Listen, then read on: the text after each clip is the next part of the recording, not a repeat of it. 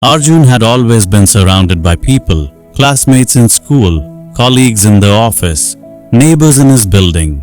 On the surface, he seemed well connected, always laughing, sharing stories, and attending every party or gathering he could.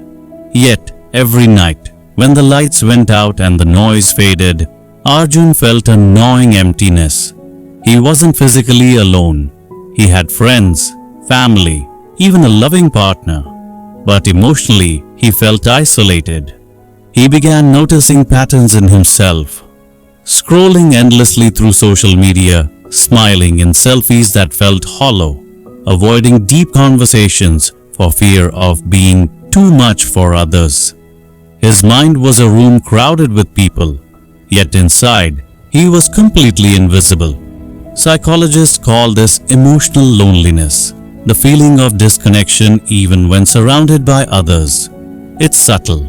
It doesn't scream for attention. It whispers in quiet moments. Nobody truly sees me. One rainy evening, Arjun walked past a small cafe. Through the glass, he saw an old man sitting alone at a corner table, sipping tea and scribbling in a notebook. Unlike the people on his phone, the man seemed content, even serene. Curiosity pulled him inside. He hesitated, then sat at the next table. After a while, the old man spoke.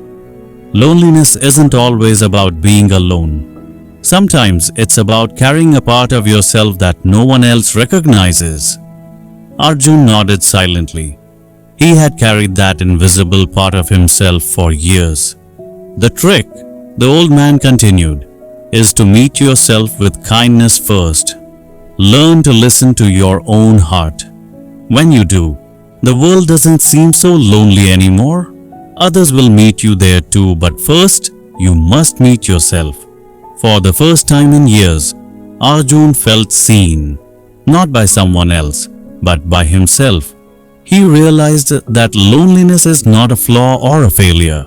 It is a signal, a soft alarm from the mind and heart, telling him to nurture the part of himself that had been ignored.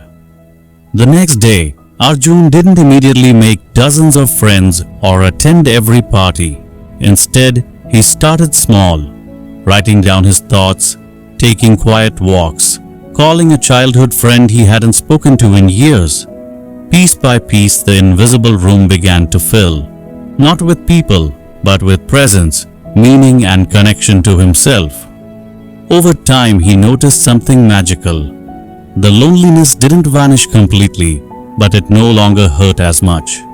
It became a gentle reminder to care for himself and others, not superficially, but deeply. Lessons from this story. Loneliness isn't always about being alone. Psychologically, it often stems from a lack of emotional connection with oneself or others. The heart heals not just through companionship, but through self-awareness, self-compassion, and authentic connections.